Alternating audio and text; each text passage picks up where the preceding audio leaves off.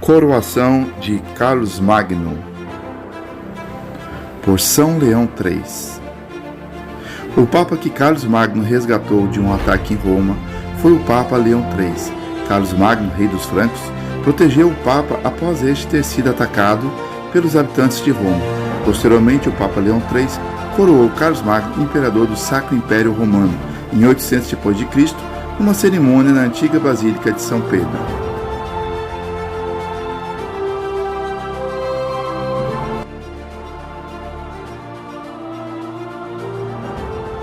Na Idade Média, inclusive, aconteceu muitos casos de pagãos e às vezes até de reis que se diziam católicos e que às vezes invadiam Roma, capturavam o Papa, né?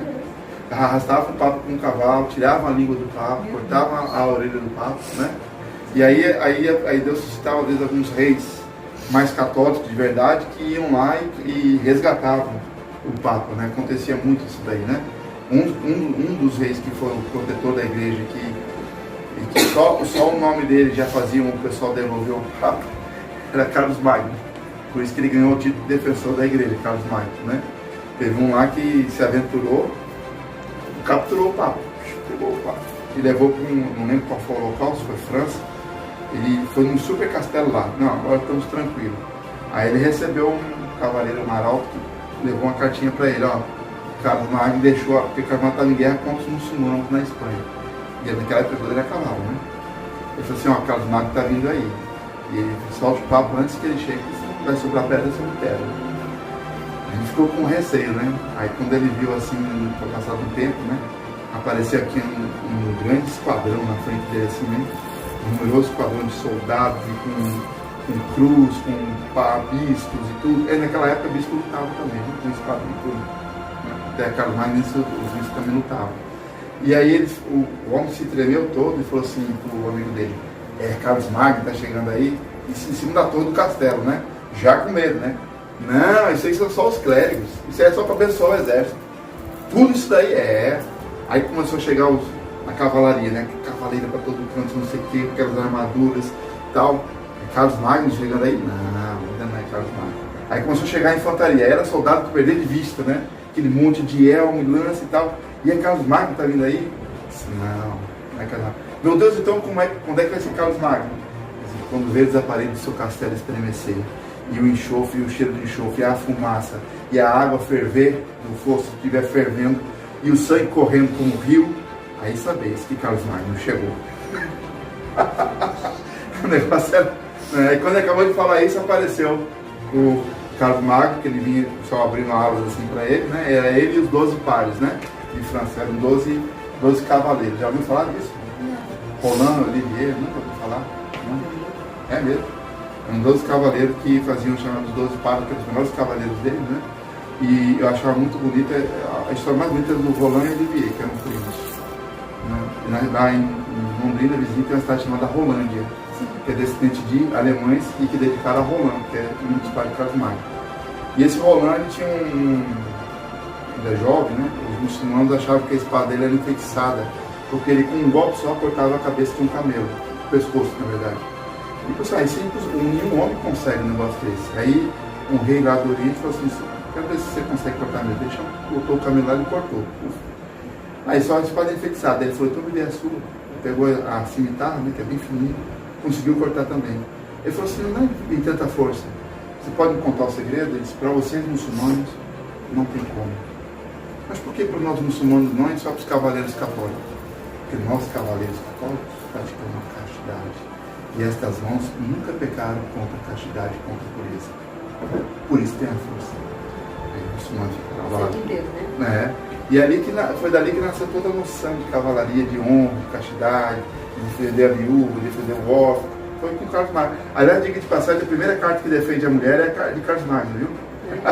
E a faculdade só existe por causa de Carlos Magno também. Ele que foi chamado fundador das faculdades. Ele não sabia ler e escrever, mas era o sonho dele saber ler e escrever. Então ele queria que as crianças aprendessem a ler. Né? Então ele financiou os padres para que os padres educassem as crianças a saber a escrita. Né? Mas o fato é que, quando o sujeito viu tudo aquilo lá, né, ele desceu correndo, soltou logo o Papa na montanha e falou assim, não, fique com o Papa, ele deixa para lá, e saiu pelo portão de trás e fugiu, né? Não teve coragem não de enfrentar Carlos Magno, né? E Carlos Magno era tido, o apelido de Carlos Magno, né? Era em inglês, né? Qual é em inglês que é mais interessante? Vamos ligar aí. Iron Man. Você entendeu ou não? O Homem de Ferro. Ele era o verdadeiro Homem de Ferro. Porque eles usavam aquelas armaduras e eles achavam que Carlos Magno tinha uma magia que era imortal, porque vinha flecha, vinha aquele fogo grego, e o cavalo dele, e o primeiro cavalo que entrava na batalha, quando os dois exércitos entravam, o primeiro cavalo era o dele, né? Sabe qual foi a idade que o pai dele colocou ele no cavalo, que você vai aprender a ser rei, vamos para a guerra? Sabe quando ele tinha? 4 anos de idade. A primeira batalha de Carlos Magno, né? E aí o pessoal achava que ele tinha uma coisa assim imortal, porque vinha tudo assim, o homem não continuava, né? Não se machucava, o que será que era, né? Mas era uma proteção que ele tinha, que ele entregava tudo a Nossa Senhora e na Eucaristia, ele era comunhão e tudo, né? E ele era um defensor do Papa, né? Tudo isso aqui entrou por causa do Papa, né? O Papa, então a igreja sempre passou dificuldades, né?